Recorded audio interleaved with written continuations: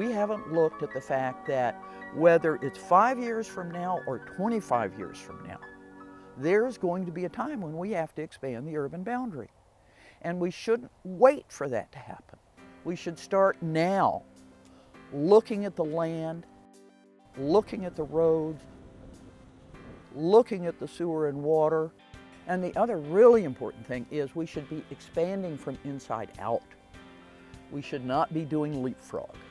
Leapfrog development is the old child's game of leaping over whoever's in between. There are a number of projects as big as Tradition out west of Port St. Lucie that have approval now. Tradition was going to do all those wonderful things. It was going to be all a self-contained community, and everything was going to be perfect out there because they were going to provide all the facilities. Well, it didn't work. And it didn't work because it's very difficult to work. I can plan for growth here, or I can plan for growth here, but I can't plan for growth in both places.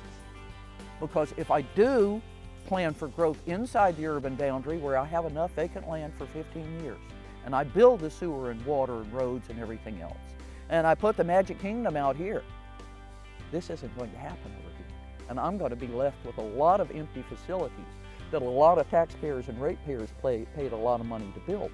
If we expand outward, then when the development that happens after that expansion builds, they can use the schools that are in the urban service district.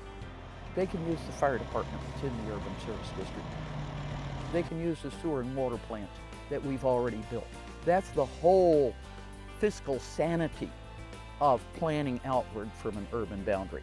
So I think we need to look at our major corridors, which are Bridge Road, State Road 76 and 714, and not so much look at them from the policy decisions that the commission will have to make when they have the facts at hand, but start getting those facts together, start getting the mapping and the information so you know how much wetlands on each piece of land, how much traffic that road can carry, what size sewer and water plant you have, what are your facilities, what are your restraints, what are the things that make it possible to grow more when we get to that area, what are the things that limit growth when we get to that area.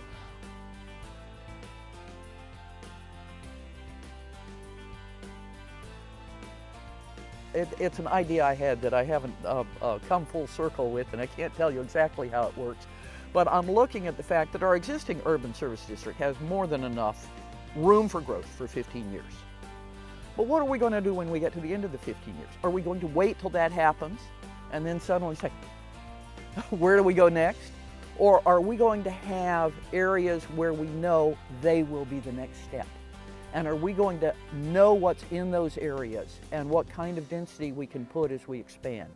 And when I talk about doing the planning ahead so we have the facts, the information, the maps together, then if you had a reserve urban service boundary outside the urban service boundary, you would know where you were going to go next when you did expand.